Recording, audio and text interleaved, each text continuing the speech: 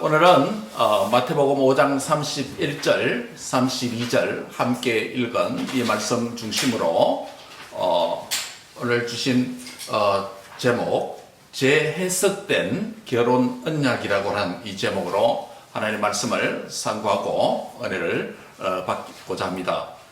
우리 청산 기도해 주신 대로 결혼을 앞둔 우리 청년들이 있는데 또 감사하게 마태복음 강의 순서에 맞게 진행되는 가운데 몇 주간 전부터 결혼과 또 남녀 관계에 대한 이런 말씀을 주셔서 너무 감사하게 생각합니다. 말씀을 놓친 또 분들은 또 우리 설교 사이트가 있으니까 유튜브 통해서 말씀을 다시 듣고 가정과 결혼과 또 관계와 이런 것들이 어떻게 예수님께서 가르치셨고 그리스도인은 어떻게 주님의 말씀대로 살아야 되는지 이 귀한 교훈의 말씀을 듣고 순종하고 그래서 그 언약의 복을 누리는 복된 우리 모든 가정들 또 미래의 가정을 이루는 자녀들 되기를 주의 이름으로 축복합니다. 예수님의 산상설교 5장부터 7장까지를 예수님의 산상설교라 부르죠. 예수님께서 산 위에서 설교하셨기 때문에 후세 교회가 그렇게 불러왔습니다. 이 산상설교에 두 가지 대전제가 있습니다.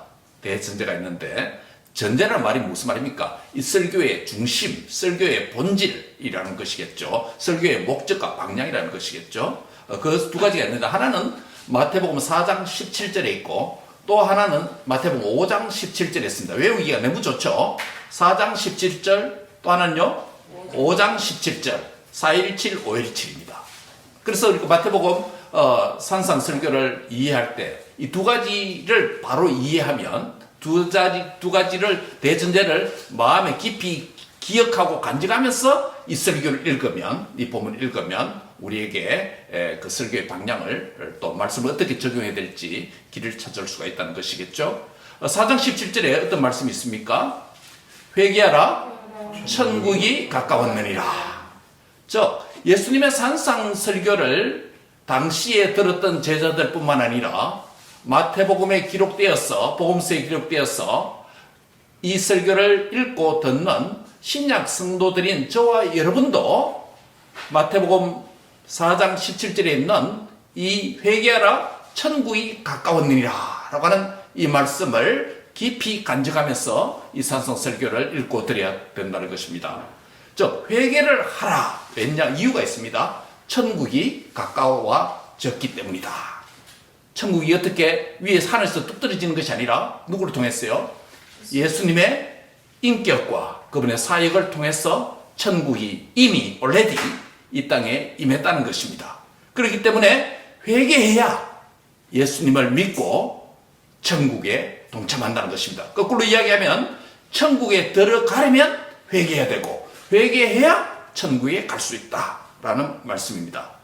두 번째 전제는 5장 17절에 있습니다. 예수님께서 말씀과 구약 성경과 신약 성경과의 관계를 말씀하시면서 예수님이 이 땅에 오신 목적 두 가지를 목적을 말씀했습니다. 즉 율법 선지자 구약 성경 모세오경 선지서 이 구약 전체를 대표하는 것이죠. 물론 성문서가 또 있습니다만은 구약 성경을 폐하러 오신 것이 아니라 완전하게 이루시려고 오셨다라는 마태복음 5장 17절 말씀입니다.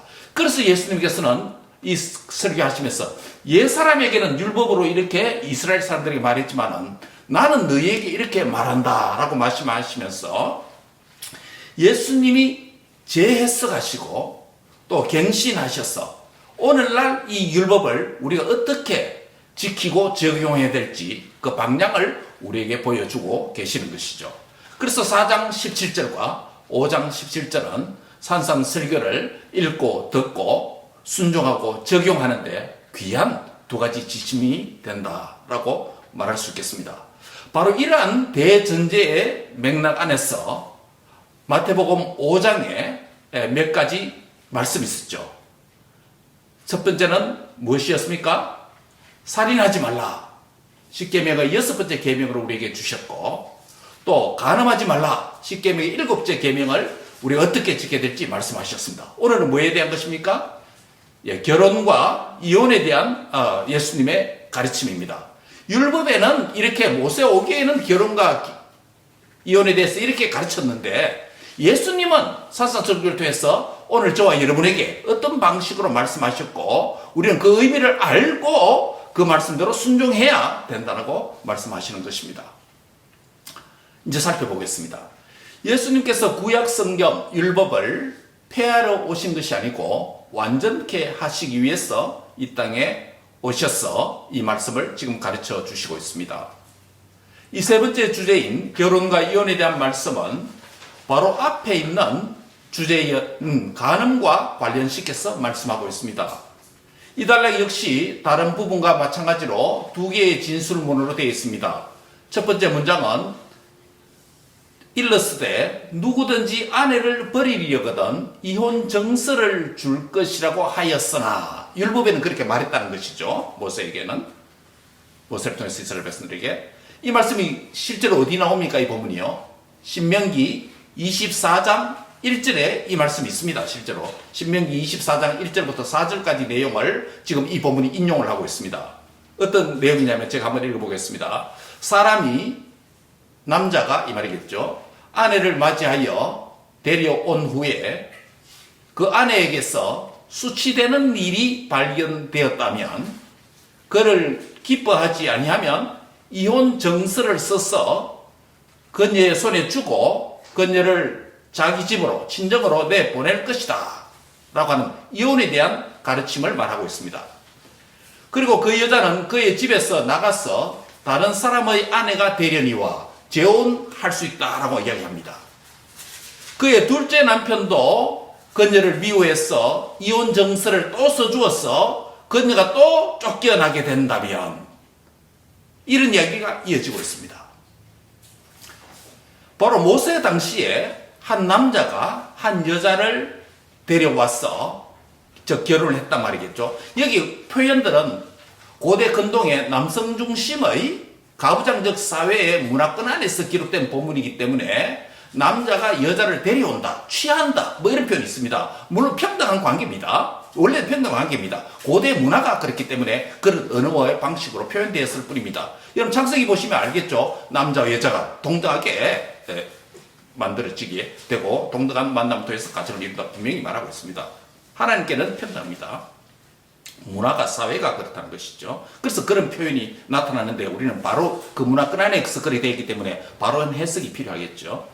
그래서 바로 모세 당시에 한 남자가 한 여자와 결혼을 했는데 그 남편이 아내에게서 수치스러운 일이 아주 은밀한 부분이겠죠. 발견되었다면 그녀가 순결하지 않구나 라고 해서 이혼 정서를 줘주어서 그녀를 내보내면 이혼할 수 있다라는 그 이야기가 신명기 24장 1절에서 이하에 나옵니다.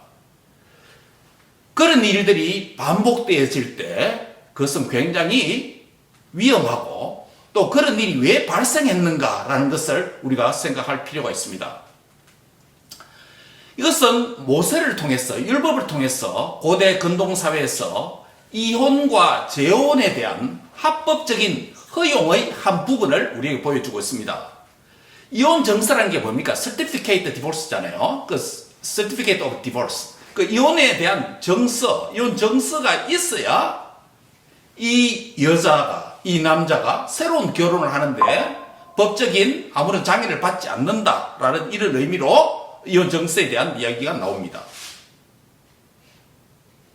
그런데 이어지는 마태복음 5장 32절의 두 번째 진술문에 보면 예수님이 이렇게 말합니다.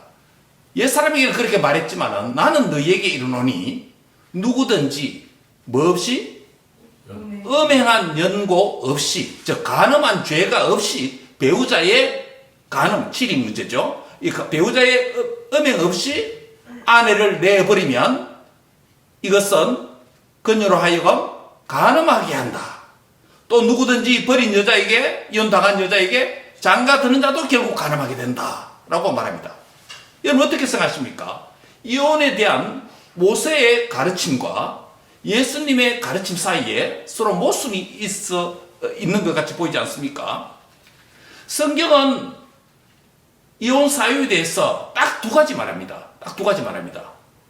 오늘 마태복음 5장 32절과 이 본문의 원래 출처인 신명기 24장 1절 이하에 나오는 것처럼 무엇입니까? 첫째 이유는 배우자의 음행 문제입니다. 배우자가 간음했을 때 이혼할 수 있다는 겁니다. 이혼할 수 있다는 것입니다. 두 번째 조건이 있습니다. 신약 성경에 나타납니다. 고린도전서 7장에 따르면 배우자가 사별했을 때, 그래서 호람이 또는 과부가 되었을 때 바울은 이렇게 고민합니다. 그냥 나처럼 홀로 지내는 것이 좋다라고 말합니다. 그러나 고린도전서 7장 9절에 따르면 만일 절제할 수 없거든 재혼할 수 있다라고 말씀합니다. 그렇기 때문에 두 가지면 성경은 딱 두 가지 말합니다. 재혼할 수 있는 게. 첫째는 뭡니까? 배우자의 간음, 음행 사건이 있으면 그것은 이혼할 수 있고 재혼도 할 수 있다. 두 번째는 뭡니까? 배우자의 사별, 병이든지 뭐 어떤 사고라든지 배우자가 죽어서 사별했을 경우에 그냥 지낼 수도 있고 결혼할 수도 있다라는 것입니다. 재혼 길이 있죠. 성경에 딱 두 가지가 없습니다. 그런데 현대의 다양한 사유들이 현대의 복잡한 사회에 등장하기 시작합니다.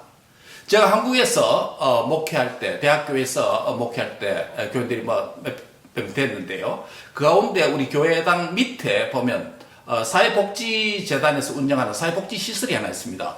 청학 모자원이라고 하는 복지가 있습니다. 그 모자원 시설이 얼마나 좋은지 최근 보건복지부에서 상을 아주 수상할 정도로 아주 시설이 잘 되어 있고 복지가 좋습니다. 모자원, 청학 모자원이니까 어머니 모, 자녀들이겠죠. 결국 남편은 있단 말입니까? 아버지는 있단 말입니까? 없답니까? 없다는 것이겠죠. 여러 가지 이유 때문에 그렇습니다. 첫째는 이혼을 해서 아내와 자녀들이 생계가 어려워서 국가가 사회복지기금으로 거기에 아파트도 주고 생활비도 대줍니다. 그 모자원에 입주한 세대가 많게는 50세대, 적게는 한 30세대 정도 됩니다. 그 자매들이 한 20-30명이 저희 교회에 출석하고 그들의 자녀들이 한 가지에 2-3명이 있었는데 와서 한 100명에서 150명이 그 교회 구성을 이루었습니다. 그런데 그 자매들의 형편을 신발 가서 들어보고 이렇게 해보니까 그 자매들이 정당하게 이혼을 하고 평등하게 뭡니까 위자료도 받고 이런 경우가 아닌 경우가 많아요. 어떤 남편들은 그 자매들을 폭행하고 자녀들을 학대하고 그래서 응급기를 쫓겨왔어. 어디 갈 데도 없고. 그래서 청아 모자원 사회복지재단에 들어와서 생활하고 거기서 모자원의 원장 권사님 그 자체 예배 드리고 또 주일날 우리 교회 예배 시간마다 와서 예배 드리고 교육받고 그래서 신앙생활을 하게 되는 거예요. 그래서 이 자매 입장에서 보면 배우자의 간음 문제도 아니고 배우자의 사별 문제도 아니고 그냥 어느 날 이혼한다는 통보도 없이 그냥 쫓겨났어. 이 자매들과 아이들 쫓겨났어. 생계 문제 때문에 쫓겨와서 여기 생활하다 보니 너무나도 억울하고 가슴 아픈 일인 거예요. 이런 일이 현대사회에 많겠죠. 많겠죠. 배우자의 간음과 사별 외에 이혼하면 간음일죄라고 말하는데 이 고대사회에 어떤 현대의 다양한 문제들이 오늘날 나타나고 있고 안타까운 일들이 많습니다. 그런데 여기서 오늘 모세가 신명기 24장 1절 이하 오늘 마태복음 5장 32절에 있는 말씀 당시에 왜 모세가 이혼 정서를 써주라고 하는 모세가 이것을 가르쳤는지 그 배경을 알 필요가 있습니다. 여기에서 더 구체적으로 말씀하는 것이 마태복음 19장 3절부터 9절에 있습니다. 마태가 오늘 5장이죠. 19장에 들어가면 이런 사건이 등장합니다. 바리새인들이 예수님을 시험하려고 예수님께 와서 이렇게 말합니다. 사람이 남자가 어떤 이유가 있으면 그 아내를 내버리라고 이혼하는 것이 옳습니까? 어떤 이유가 있으면 아내를 합법적으로 내버릴 수 있습니까? 이런 질문을 예수님은 시험하려고 바리새인이 와서 묻는 거예요. 즉 합당한 이혼 사유를 말씀해 주세요 라고 묻는 겁니다. 진지하게 고민하면서 묻는 질문이 아니고 예수님을 시험하기 위해서. 모세는 이렇게 말했는데 당신이 모세보다 더 큰 권위자입니까? 이런 의중을 품고 질문하는 거예요. 예수님이 뭐라고 말합니까? 마태복음 19장 4절 6절 같이 한번 읽겠습니다. 마태복음 Matthew 19, 4-6 같이 한번 한 목소리 읽겠습니다. 우리 예, 같이 시작. 예수께서 대답하여 가라사대 사람을 지으신 이가 본래 저희를 남자와 여자로 만드시고 말씀하시기를 이러므로 사람이 그 부모를 떠나서 아내에게 합하여 그 둘이 한 몸이 될지니라 하신 것을 읽지 못하느냐. 이러한즉 이제 둘이 아니요 한 몸이니 그러므로 하나님이 짝지어 주신 것을 사람이 나누지 못할지라. 지금 이게 예수님께서 바리새인이 와서 모세는 이혼 정서를 써주라고 했는데 그럼 합법적인 이혼 조건이 뭐겠습니까? 예수님 당신은 어떻게 가르치시겠습니까? 시험하려고 이 질문을 예수님께 던진 거예요. 예수님 대답이 이겁니다. 사람을 지으시니까 즉 창조주 하나님께서 본래 남자와 여자를 만드신다. 그러므로 이 남자와 여자가 각각 누구를 떠나서 부모를 떠나서 서로에게, 이 보면 아내에게, 남성 중심의 편이죠. 남자가 부모를 떠나서 아내에게 합하여 그 둘이 뭐가 된다고요? 한 몸이 된다는 거예요. 여기 결혼에 대한 중요한 개념이 담겨 있습니다. 하나는 뭡니까? Living his or her parents. living입니다. L-E-A-V. living. 그 다음에 한 몸이 되는 건 뭡니까? cleaving입니다. cleaving. 예. living and cleaving. 그 다음에 한 몸이 되어 산다는 건 뭡니까? 또 living입니다. living together. 그건 L-I-V입니다. 그러니까 living, 떠남. 그 다음에 뭡니까? cleaving, 연합. 그 다음에요? and living together. 이렇게 되는 거예요. living, cleaving, living이에요. 어저께 토요일에 마켓 가기 위해서 제 차가 밖에 스트릿 파킹 되어 있기 때문에 어제 토요일이라서 우리 클럽하우스에 아마 그 큰 파리가 있었던 것 같아요. 파킹 넣으시를 써서 방문자들이 파킹 넣어서 자꾸 빙빙 도는 가운데 있어요. 집사람은 제가 이제 마켓 가려고 밖에 있는 차를 몰고 나가려고 하는데 그 차를 몰고 와서 제 앞으로 와서 Are you living now? 이렇게 묻더라고요. 제가 잘못 들었어. 네가 여기에 살고 있느냐? living, L-I-V로 들은 거예요. 그럼 do you live? 이렇게 들어야 되는데 제가 순간적으로 living 하니까 네가 여기 사느냐? 이렇게 저한테 묻더라고요. 그래서 제가 좀 언짢은 듯이 내가 이 레지던트에 내가 사는데 네 왜 그 질문하느냐? 이렇게 물었어요. 그래서 네가 파킹 하려고 얘기한다. 그래서 이해가 된 거예요. 그러니까 집사님 차 안에서 한참 웃었습니다. living과 living이 잘 세컨 랭귀지 스피킹 저에게는 순간적으로 글로 보면 되는데 말로 들으면 상당히 헷갈렸다 이런 이야기를 하면서 당신은 미국에 20년 30년 살아도 똑같다고 그 이야기를 했는데요. 어쨌든 결혼이 뭐냐면 첫째는 뭡니까? living입니다. 그렇죠? living, L-E-A-V-I-N-G. 부모를 떠난다는 겁니다. 두 번째는 뭡니까? cleaving to 배우자에게 cleaving 한다. 결합입니다. 그렇죠? 그 다음에 뭡니까? living, 함께, living together, 함께 산다는 것입니다. 한 몸이 되는 겁니다. 이게 결혼의 원리예요. 이것이 창세기 2장 24절에서 우리 하나님께서 아담과 하와의 결혼식 장면에서 처음 말씀하신 거예요. 우리 청년들도 앞으로 그럽니다. 앞으로 부모와 함께 있다가 부모를 떠납니다. living. 그 다음에 여러분의 짝지어 주신 배우자와 cleaving, 연합합니다. 그 다음에 뭡니까? living together. 이제 함께 한 몸이 되어서 삽니다. 여기서 떠난다 말은 부모를 내버리라면 그런 말이 아닙니다. 정서적으로, 경제적으로, 신앙적으로 이제 독립된 하나의 인격체로서 책임질 수 있는 그런 삶을 살게 된다는 겁니다. 그런 측면에서 결혼 전까지 청년들은 자신의 신앙을 잘 다듬을 피고 훈련을 할 필요가 있습니다. 왜냐하면 이제는 부모의 신앙을 벗어납니다. 스스로 신앙생활을 해야 됩니다. 자기 배우자와 함께. 이런 훈련이 안 돼 있으면 평생 신앙생활을 해야 되는데 영적인 갈등이 배우자 사이에 일어날 수 있고 심지어 그들이 낳는 자녀들에게까지 영적인 나쁜 영향까지 줄 수 있는 것입니다. 그래서 청년들은 결혼 전에 신앙훈련을 잘 받아야 됩니다. 잘 받아야 됩니다. 너무 중요한 문제예요. 한 남자와 한 여자를 만나서 living their family, cleaving to each other, and living together.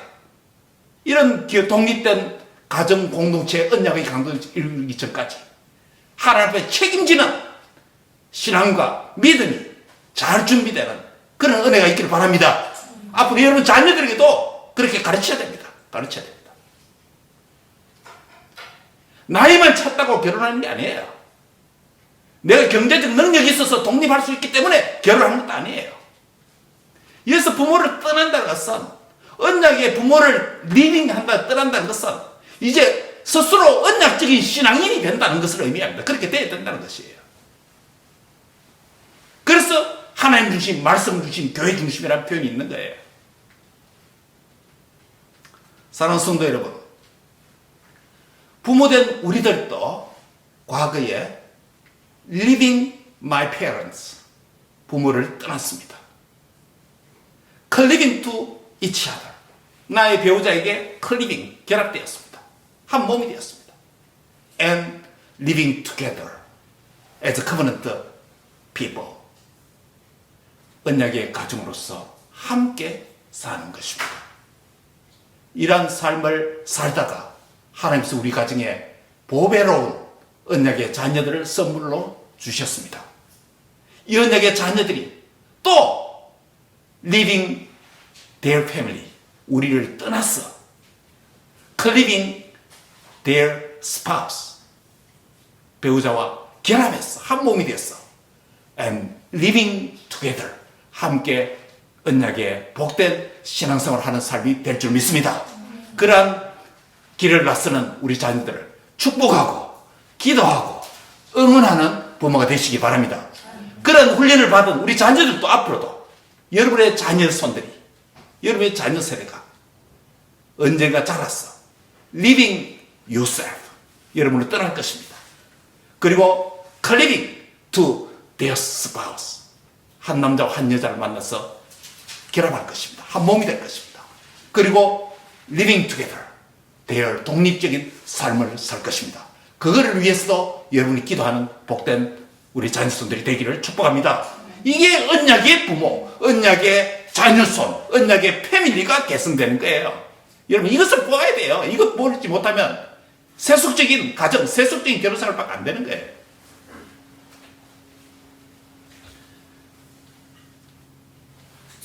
그런데 당시에 이혼당한 여성이 재혼할 수 있는가라는 문제를 예수님에게 시험하기 위해서 이 질문을 했던 것입니다.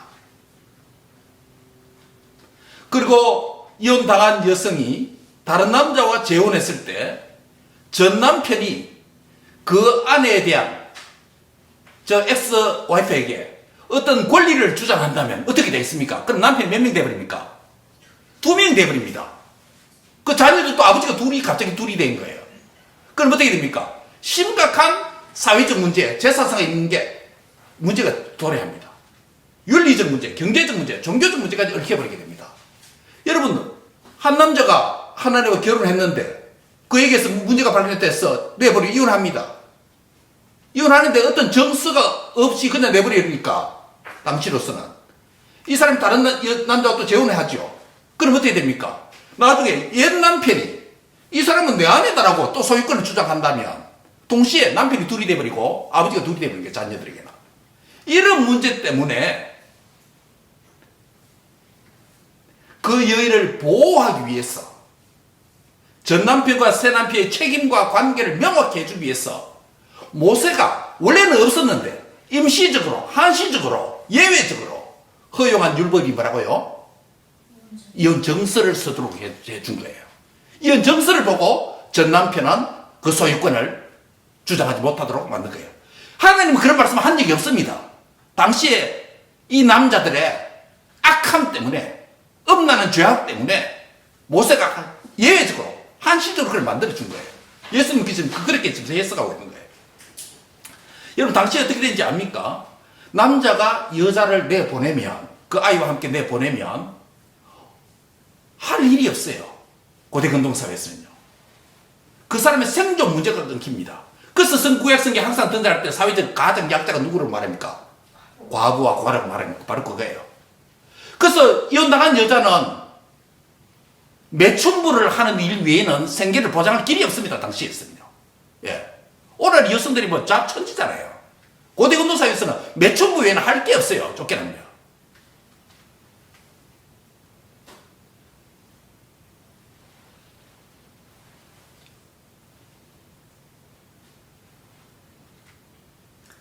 그래서 이러한 문제가 사회적 문제, 윤리적 문제, 종교적 문제, 경제적 문제까지 발생하니까 모세가 하는 수 없이, 하나님은 말씀 안 하셨지만은, 율법은 없지만은, 신해산 율법에서 이런 말은 없지만은, 모세가 그냥 이런 문제를 예방하기 위해서 남자들의 교만 문제, 남자들의 음란한 문제, 남자들의 무책임한 문제, 오늘 아까 제가 그 모자원에 관련된 이야기 한 것처럼 현대사 복잡한 이런 이슈들, 성경음란, 이런 문제 때문에 이혼 정서를 써주면 그 여자는 합법적 이혼자이기 때문에 다른 어떤 남자도, 전 남편도 소유권을 주장할 수도 없고, 관계도 그 여자를 위해서도 안전하고 그 자녀들 위해서도 안전하기 때문에 바로 그런 법을 한시적으로 만들었다는 겁니다.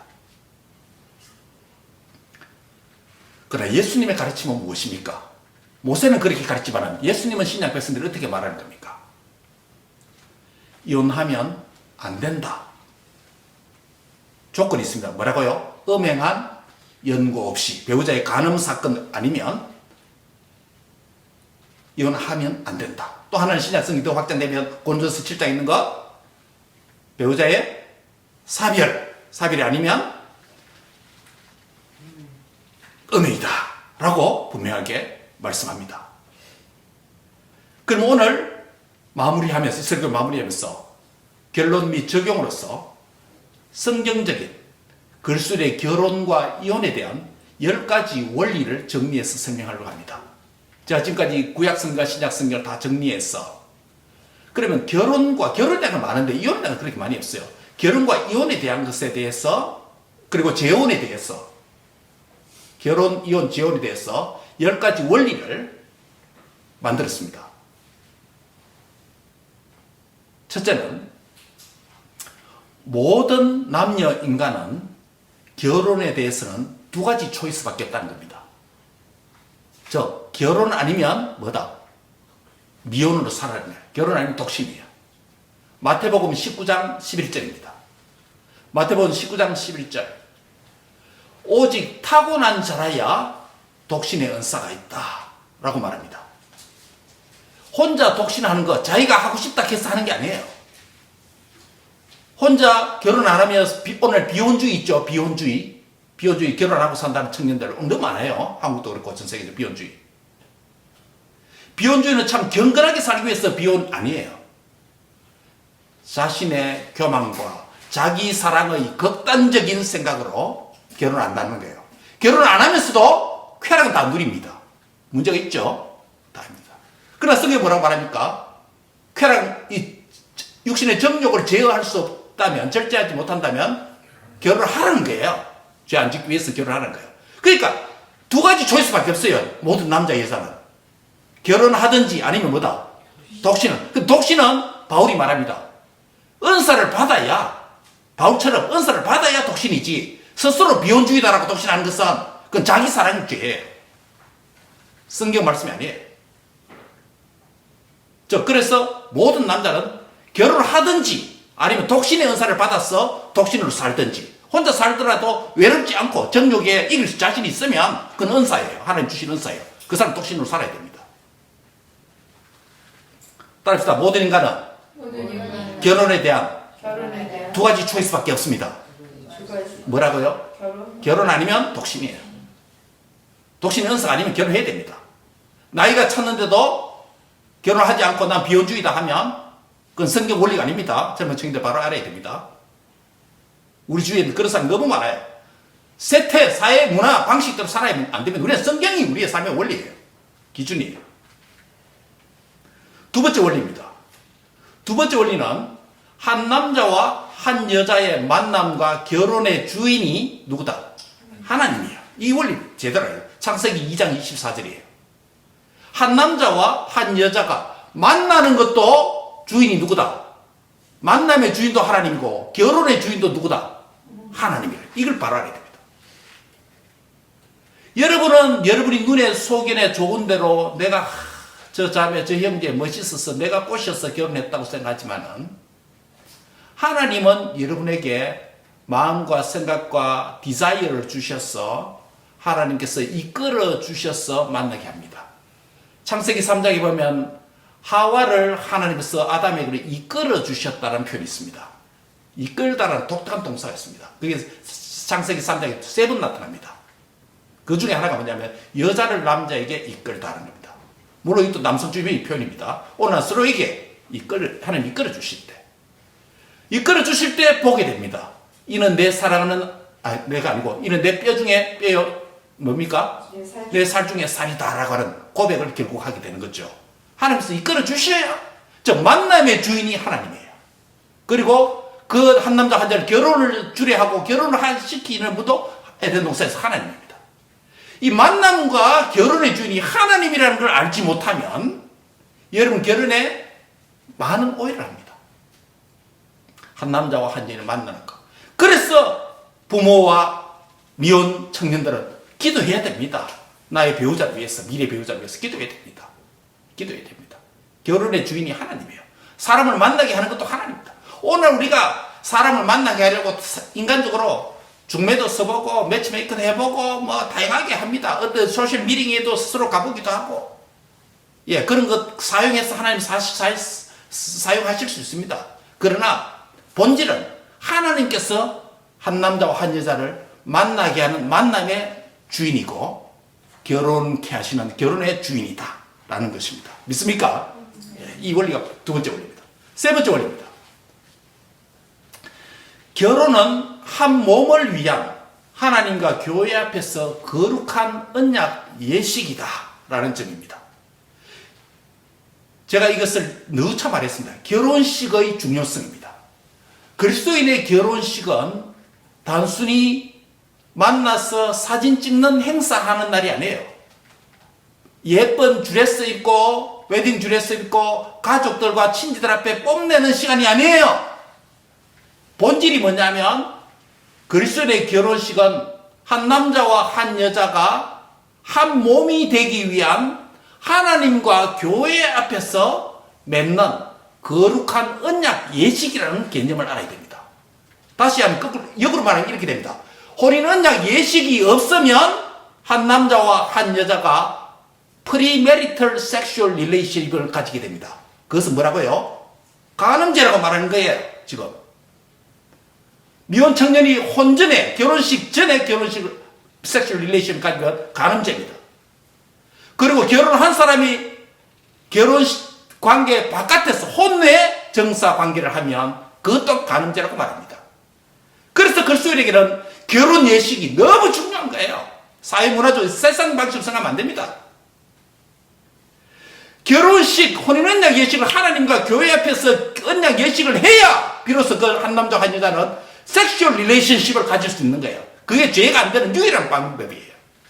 간음죄가 안 되는 유일한 방법이에요. 언약 예식이 그만큼 중요하다. 혼인을 가볍게 여기면 큰일 납니다. 하나 앞에 건절이 짓습니다. 세 번째 원리가 뭐라고요? 결혼식은 한 몸을 위한 한 남자와 한 여자 한 몸을 되기 위한 하나님과 교회 앞에서 거룩한 언약 예식이라는 겁니다. 이 언약 예식 바깥에서 혼전, 혼내 관계 다 간음이라는 겁니다. 네 번째 원리입니다. 결혼은 그리스도와 교회의 관계를 보여주는 거룩하고 신비로운 관계다. 우리 아까 목사님 기도하셨죠? 이거 어디에 나오냐면 에베소서 5장 31절 32절입니다. 한 남자와 한 여자가 결혼해서 부부가 되는 것은 이게 오리지널 원판이 뭐냐면 그리스도와 그의 신부인 누구요? 교회와의 관계예요. 신랑 대신 그리스도는 교회를 위해서 자신의 목숨을 내주고 사랑했다는 것이겠죠. 신부되는 교회는 그리스도께 공경하고 복종하는 삶을 산다는 거예요. 이 원리가 부부 사이에 적용되어야 된다는 겁니다. 즉 아내는 남편을 공경하고 순종하고 남편은 아내를 자기 몸처럼 사랑하는 것. 이 관계 안에 있을 때 교회가 무엇인지 그리스도와의 관계가 무엇인지 보여주는 부부관계가 될 수 있다는 거예요. 우리가 그렇지 못한 부부관계가 있다면 우리가 회개하고 자라가야 됩니다. 이 부분에 있어요. 요약하면 네 번째는 부부관계는 그리스도와 교회의 신비로운 관계를 보여준다. 사랑과 존경의 관계. 에베소서 5장 31절 33절입니다. 다섯 번째입니다. 다섯 번째 원리는 따라합니다. 사별할 때까지. 따라서요. 사별할 때까지. 사랑하며 함께 살아야 합니다. 한 몸의 원리입니다. 사별할 때까지. 다른 문제가 없다면 사랑하며 함께 살아야 됩니다. 리빙 투게더이에요. 리빙 투게더. 함께 살아야 됩니다. 한 몸으로 살아야 됩니다. 물론 배우자 사이에 30년 정도의 다른 가정 문화권에서 자라왔고 때로는 신앙의 차이도 있을 수도 있고 때로는 생각의 차이도 있을 수 있고 때로는 성격의 차이도 있을 수 있고 때로는 문화의 차이도 있을 수 있고 여러 차이가 있을 수 있습니다. 그러나 사별할 때까지 사랑하며 함께 살아야 되는 것이 부부관계다 라는 것을 우리 청년들을 시작 전부터 잘 기억하고 명심하실 수 있길 바랍니다. 여섯 번째 원리입니다. 배우자의 간음 사건에서 문제가 생기죠. 이제 늘 좋은 것만 있는 게 아닙니다. 여섯 번째 원리는 뭐냐면 배우자의 간음 사건에서 두 가지 초이스가 있습니다. 배우자 간음 사건이 발생했다면 여러분 두 가지 초이스가 있습니다. 결혼한 배우자가 한 편이 간음 사건을 했다, 음행을 했다. 두 가지 초이스가 있습니다. 하나는 뭐냐면 용서하고 계속 관계를 유지하는 것입니다. 용서입니다. 두 번째는 합법적 이혼 사유가 된다 그랬죠. 음행이 있으면 이혼할 수 있다 그랬죠. 합법적 이혼할 수 있습니다. 성경에 따르면. 배우자의 간음사에서 몇 가지 초이스가 있다고요? 두 가지입니다. 그 배우자를 용서하고 사랑하든지 아니면 합법적으로 뭐 한다? 이혼할 수 있습니다. 이혼이 합법적입니다. 그 여섯 번째, 일곱 번째 원리입니다. 성경적 이혼의 조건에 부합하지 않는 이혼자는 회개와 자숙의 과정을 거쳐서 합법적으로 재혼하든지 홀로 살 수 있든지 이것 또한 두 가지 초이스가 있습니다. 여러분 아까 말씀드렸죠. 두 가지 조건 외에 이혼했을 때 아까 현대사의 복잡한 이슈 하나 때 청아 모장 사건 이야기를 했죠. 자기가 당했어. 안타깝게. 이런 분에게는 몇 가지가 필요합니다. 제가 그때도 목회할 때도 그랬습니다. 이분은 참 이리 자매들은 위로를 받아야 된다. 그리고 그런 관계에 있으니까 마음의 상처가 자녀들에게도 얼마나 많겠습니까? 그 모자 오는 아이들이 일반 가정보다 기가 죽습니다. 기가 죽습니다. 누가 없기 때문에? 아버지가 없기 때문에. 그리고 자기 주택이 아니고 사회복지재단에서 나오기 때문에. 일반 교인들하고 스스로 좀 그런 생각을 갖고 있어요. 우리가 그렇지 않게 목회적으로 노력을 했습니다만. 이분들은 위로가 필요합니다. 또 치유가 필요합니다. 아픔이 있습니다. 치유가 필요합니다. 그 다음에 정당한 이혼이 아니라면, 정당한 사회 이혼이 아니라면 그것은 또 죄 문제도 있겠죠. 그렇기 때문에 이것을 회개와 일정 기간의 자숙이 필요합니다. 그런 이후에 그분은 두 가지 초이스가 있습니다. 하나 뭐라고요? 홀로 살든지. 또 하나는요, 재혼할 수 있다는 겁니다. 재혼의 문이 있죠? 있습니다. 무조건 하지 마라 이러면 안 됩니다. 교회가 대안을 제시해야 됩니다. 그래서 제가 대안을 제시한 겁니다. 우리 교우들에게. 이분들은 상처와 아픔이 있다. 위로를 받아야 된다. 위로해줘야 된다. 교회가. 목회적으로 이해를 해줘야 된다. 그리고 회개와 자숙기간이 지나서 재혼할 수 있다. 교회가 격려해야 된다라는 것입니다. 왜냐하면 음행 문제, 외로움 문제 이길 수 없기 때문에 해야 되죠. 해야 되죠. 여덟 번째 초이스입니다.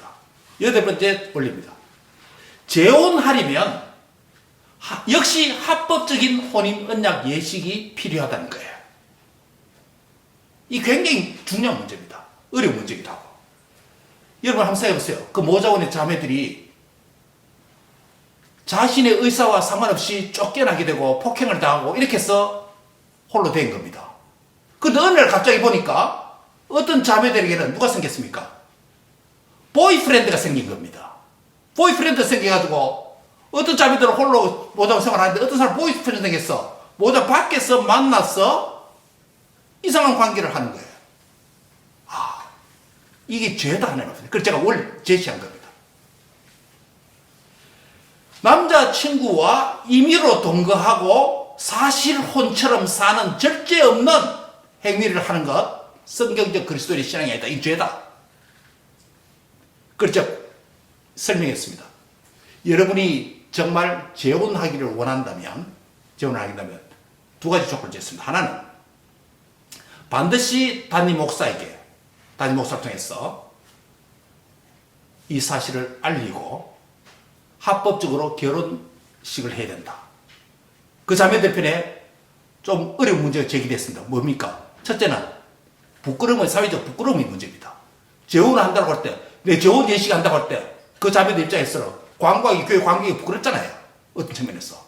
사회적 부끄러움입니다. 또 하나 뭐냐면 그 자매들이 경제적으로 힘이 됩니다. 경제적으로 힘이 때문에 우리는 광고하고 다시 결혼을 할 경제적 여유가 없습니다. 이런 사정을 이야기했습니다. 그럼 제가 대안을 제시한다. 첫째, 사회적 부끄러움이 있는 문제에 대해서 대개 떠들 필요 없다. 담임 목사에게만 이야기하고 담임 목사가 원하는 교회 집분자들만 알게 되고 여러분들도 원하는 가족들만 초대했어. 경제적 무리, 결혼식 호텔에 할 필요 없다. 식당에서나 심지어는 모자원 안에서나 여러분 가정 안에서 방 안에서 담임 목사가 신방 가서 예배 드리고 언약 예식 얼마든지 할 수 있다. 간편하게 할 수 있다. 그게 중요한 것이지. 임의로 보이프렌드와 함께 살고 섹슈얼 릴레이션 가지면 그건 하나는 죄다. 대안까지 제가 제시해 준 거예요. 제 목회 경험을 통해서 10가지 원리를 여러분에게 설명하는 거예요. 지금 재혼하려면 합법적인 뭐 필요하다? 혼인 언약 예식 필요하다. 반드시 여러분 담임 목사에게 알리게 해야 되고 담임 목사 그걸 위해 기도하게 하고 간소하게라도 가벼운 여러분의 가정에서 신방을 통해서라도 작은 식당을 임대해서 한다든지 예배 드리고 혼인연식을 통해서 재혼할 때 그때 비로소 섹슈얼 릴레이션십은 가늠죄가 안 되는 거예요. 9번째 원리입니다.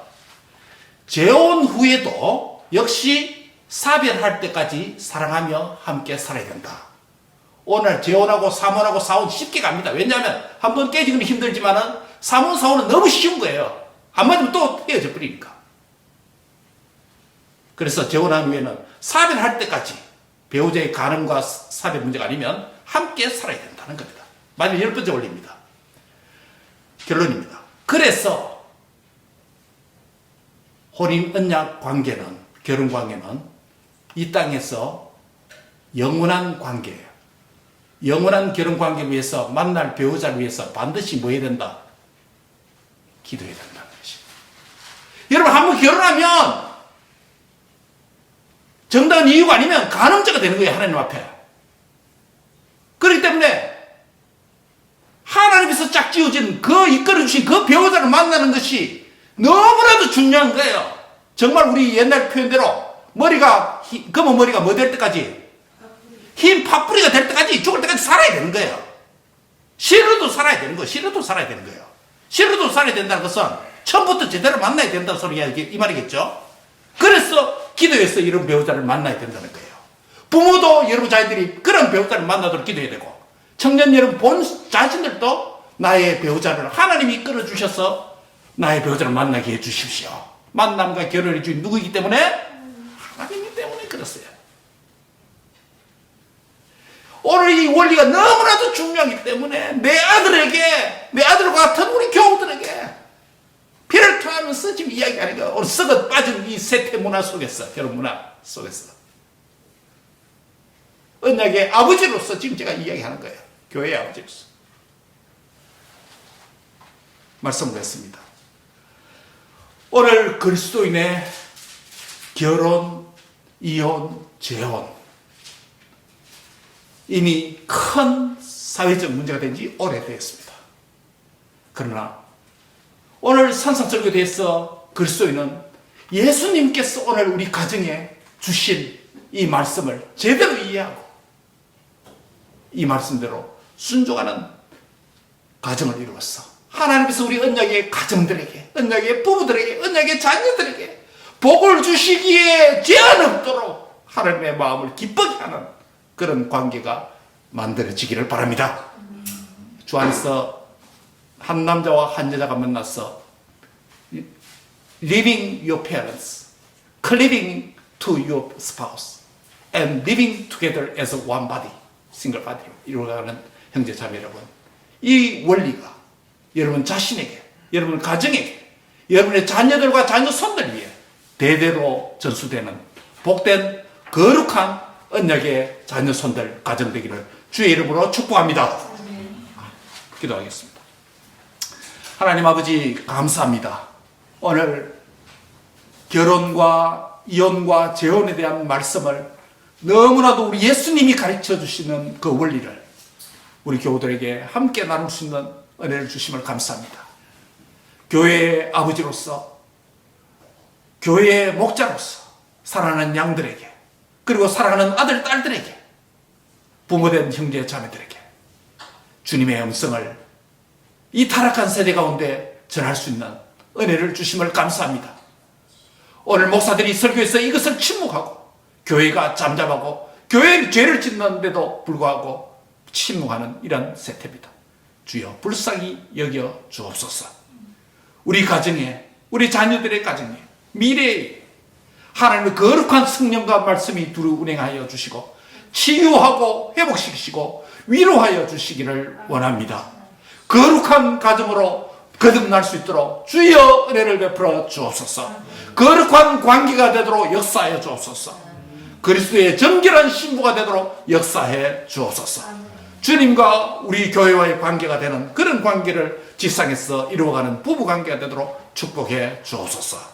예수님의 이름으로 기도합니다. 아멘.